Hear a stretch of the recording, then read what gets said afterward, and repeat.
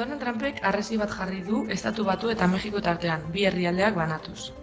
Herritarrek harribitzen salerosketa katapulten bidez egin dezaketela konturatu dira, trukatuko diren produktu eta dirua piloten barruan sartuz.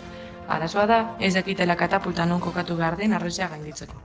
Guk, katapultaren prototipo bat sortu eta pinponeko 3 pilota desberdinekin 3 jaurtiketa mota egin ditugu, 35 zentimetroko harresia gainditzen duen aztertzeko.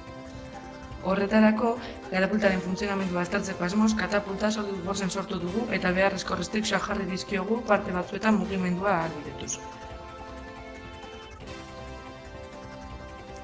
Ondoren, hainbat esperimentu erabakigarri egin ditugu 3 pilota desberdinekin. Irismena, altuera maximoa eta harrez eta katapultaren arteko distantziak neurtu ahal izateko. Azkenik, kalkulo numerikoak egin ditugu. Taulan agertzen den bezala, Imax, hau da altuera maximoa kalkulatu dugu, eta honen arabera guztiek gainditzen dute harresiaren altuera. Horrez gain, harresia eta katapultaren artean egon behar den distantziare kalkulatu dugu, X diz bezala adierazten duguna. Hori gutxi balitz, marruskadurarekin eta marruskadurarik gabe izango duen irismena ere lortu dugu, bi kasuak konparatu ahal izateko. Taula honetako emaitzak esperimentukoekin konparatuz oso antzekoak direla ikusi dugunez, gure planteamendua eta emaitzak ondo daudela ondorioztatu dugu.